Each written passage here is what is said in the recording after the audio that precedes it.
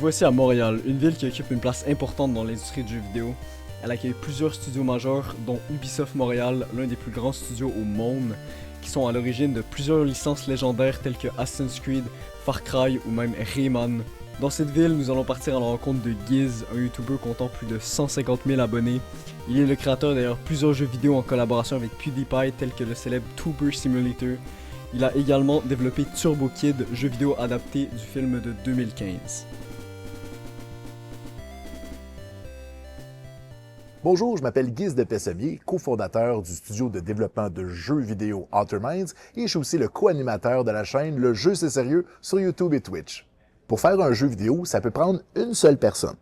Si la personne est capable de faire autant le visuel que la programmation, tout est possible.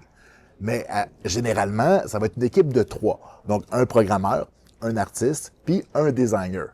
Puis éventuellement, on continue de grossir parce que les jeux deviennent de plus en plus complexes. Et là, on va ajouter plein de spécialistes et les équipes peuvent compter 10 membres, 20 membres et parfois des centaines de personnes pour le même jeu quand on pense à des gros jeux comme GTA par exemple.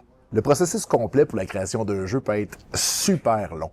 Des fois, ça peut être une idée qui va être sur un coin de table, qu'on va travailler un peu dessus. Puis c'est quand que le travail commence vraiment que là, on peut mettre une ligne dans le temps pour voir combien de temps ça va prendre pour réaliser le projet.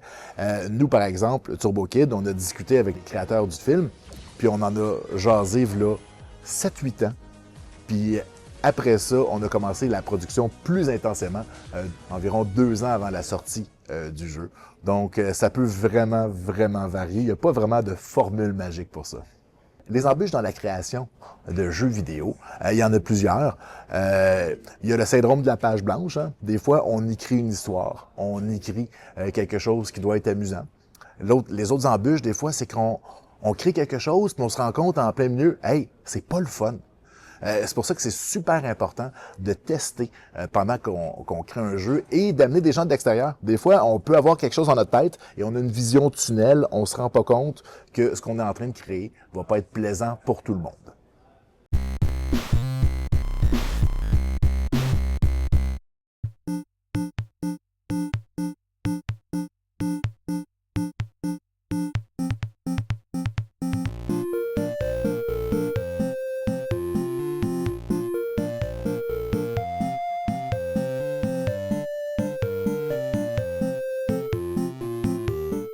Bonjour, moi c'est Simon, je suis propriétaire du Coin Game Over depuis 2008.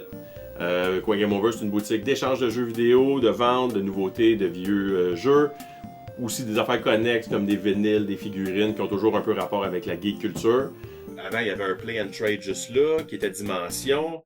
Il y avait les Spoutnik à la Prairie. Il y avait d'autres indépendants qui n'avaient pas vraiment de nom. Il y a moins de magasins. Nous autres, c'est cool parce qu'on a comme gagné. Là. On est les rois de la montagne. Mais il en reste un par région. Il y en a un à Québec, il y en a un à Montréal, il y en a un à Saint-Jérôme, il y a nous autres à Rive-Sud. Fait que les indépendants, on est rendu plus gros, mais on a un par région. V'là 20 ans, il n'y avait pas beaucoup d'effets de collectionneurs. Les collectionneurs n'existaient pas. Fait que les collectionneurs sont arrivés. Je me rappelle les avoir vus arriver. Avant, ça n'existait pas. Comme j'ai déjà vendu.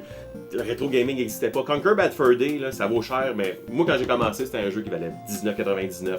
Fait que c'était un bon jeu rétro, mais le monde n'était pas encore à aimer le souvenir d'enfance. Fait que c'est beaucoup. Le rétro gaming est apparu. Fait qu'il y a ça qui a changé beaucoup avec les années. Il y a de plus en plus de collectionneurs. Fait que oui, il y a de plus en plus d'achats digital, mais les collectionneurs font la contrepartie de tout ça. Ce qui a aussi beaucoup changé depuis que je vends des jeux vidéo, c'est l'arrivée des jeux indépendants. Parce qu'avant, c'était pour sortir un jeu, il fallait que tu passes par les grosses structures. C'était moins de jeux qui sortaient. Maintenant, depuis qu'une personne peut faire un jeu, puis sortir, que ça soit un succès avec les plateformes de Steam, puis après venir vers les consoles, ça a explosé. Justement, il y a 20 ans, c'était 1 ou 2 jeux qui sortaient par semaine. Maintenant, c'est 15 à 20 qui sortent à chaque semaine. Ça, c'est juste en physique, à cause beaucoup de la scène indépendante.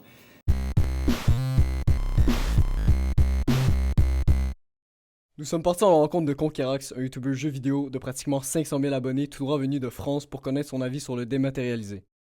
Au Japon, les musées, on va dire, du jeu vidéo et autres ne considèrent plus aujourd'hui que la Game Key Card entre en compte dans les produits qu'on peut conserver.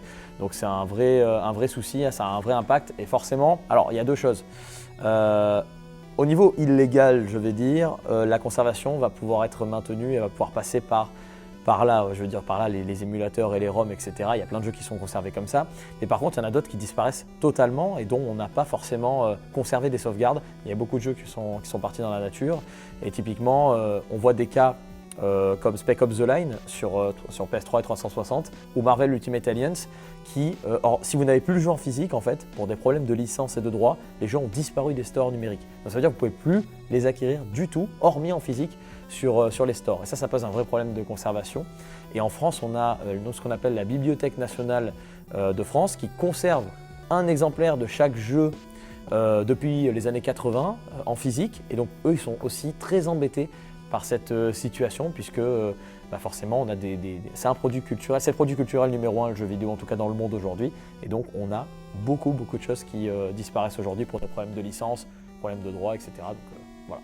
La vente dématérialisée, même si moi je suis un fervent amateur des jeux physiques, j'ai une grosse collection de jeux vidéo rétro, j'adore pouvoir toucher les jeux, les avoir dans les mains, mais pour les petits studios indépendants comme le nôtre, c'est super important parce que c'est plus facile de vendre un jeu dématérialisé.